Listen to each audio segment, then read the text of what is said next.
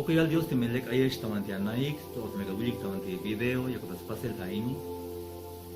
Ay la hunwinik, poco bota yunte, tut kereme, papá, shila. Bigir el te diose, shile tut kereme. A te tatile malas nabi na yalbe, patilas nopta yotan. Tut kerem shi. Bigir el kulit abion da kashili. Ya tú quieres ver allá, papá te avione tú te avione, tu avioncito, si tú quieres ver.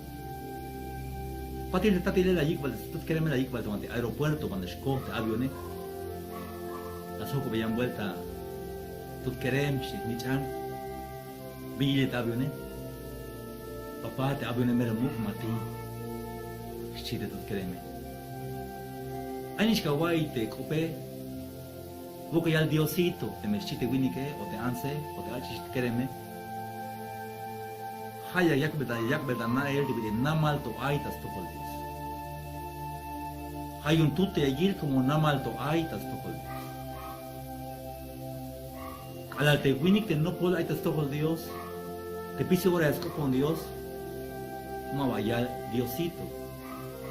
Gayal mero mukol Dios. Estamos de Isaías capítulo 40, Dios, versículo 29 hasta 26.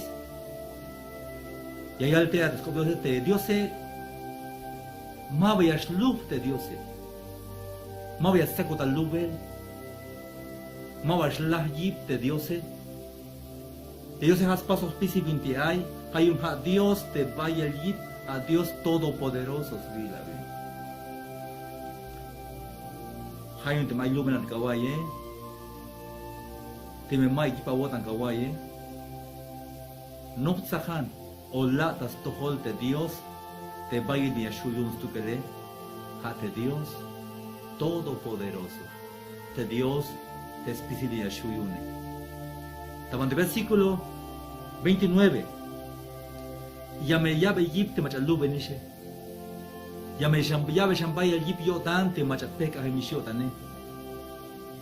Te kere metike, te machat animaje que, ya shlubik stukel te kere metike. Yan te machat haya smukuli yo tan de Dios Ya la sta yip yo tan. Ya el yip yo tan. Y ya shwil te kunshik te mach lub stukel.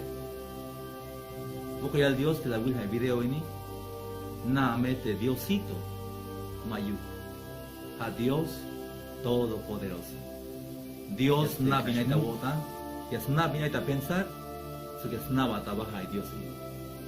Dios ha creado bendición especial.